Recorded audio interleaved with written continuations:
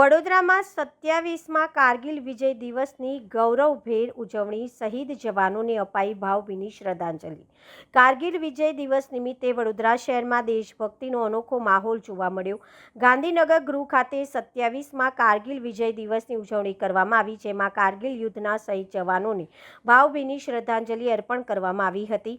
આ પ્રસંગે ભવ્ય તિરંગા યાત્રાનું પણ આયોજન કરવામાં આવ્યું હતું।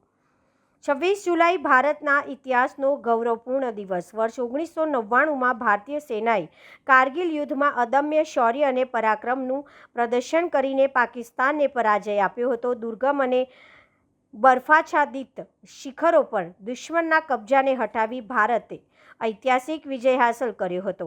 આ જ વિજયની યાદમાં દર વર્ષે 26 જુલાઈએ સમગ્ર દેશમાં કારગિલ વિજય દિવસ ઉજવવામાં આવે છે।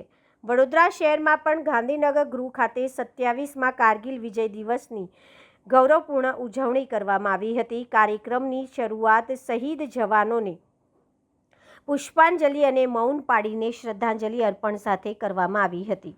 ત્યારબાદ ગાંધીનગર ગૃહથી ભવ્ય તિરંગા યાત્રા નીકળી હતી। આ યાત્રા ન્યાય મંદિર, પદ્માવતી શોપિંગ સેન્ટર સહિત શહેરના મુખ્ય માર્ગો પરથી પસાર થઈ ફરી ગાંધીનગર ગૃહ ખાતે પૂર્ણ થઈ હતી। કાર્યક્રમમાં નિવૃત્ત અને સેવા આપી રહેલા સૈનિકો, આર્મીના અધિકારીઓ, એનસીસી કેડેટ્સ, યુવાનો, મહિલાઓ તેમજ મોટી સંખ્યામાં નાગરિકોએ ભાગ લીધો હતો। દેશભક્તિના સૂત્રોચ્ચાર અને હાથમાં લહેરાતા તિરંગા સાથે સમગ્ર વાતાવરણ દેશપ્રેમના રંગમાં રંગાઈ ગયું હતું। કારગિલ વિજય દિવસ માત્ર એક વિજયની ઉજવણી નથી, પરંતુ દેશની રક્ષા માટે પોતાના પ્રાણોની આહુતિ આપનાર અમર શહીદોને કૃતજ્ઞ રાષ્ટ્ર તરફથી અર્પિત શ્રદ્ધાંજલિ છે। આ દિવસે દરેક ભારતીયને દેશપ્રેમ, સમર્પણ અને રાષ્ટ્ર સેવાની પ્રેરણા આપે છે। 2017ની વેટરન્સ ઇન્ડિયા તરફથી દર વર્ષે અમે ગાંધીનગર ગૃહ પાસે કારગિલ વિજય દિવસની રેલીનો કાર્યક્રમ કરીએ છીએ। આ કાર્યક્રમનું મૂળ મત એ છે કે જે આપણા 1999ની લડાઈમાં જે 527 જવાનો જે શહીદ થઈ ગયા એમને અમે શ્રદ્ધાંજલિ આપીએ છીએ। જે 1363 જવાનો જે ગંભીર રીતે ઘાયલ થયા હતા એમને અમે યાદ કરીએ છીએ।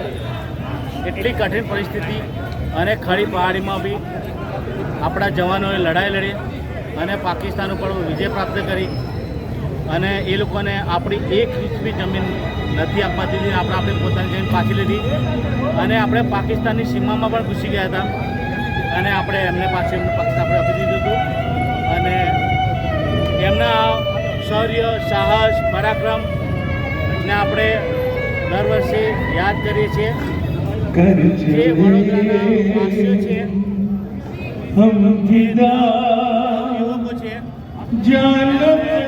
અમે પ્રોત્સાહિત કરવા માંગીએ છીએ કે તમે આર્મી, નેવી, એરફોર્સ, આઈએએસ, આઈપીએસમાં જોડાઓ, એક સારા નાગરિક બનો, એક દેશના હિત માટે કામ કરો, ઓનેસ્ટી, ઈમાનદારીથી તમે કામ કરો અને આપણા રાષ્ટ્રને, આપણા દેશને સશક્ત, મજબૂત અને પ્રગતિશીલ બનાવીએ।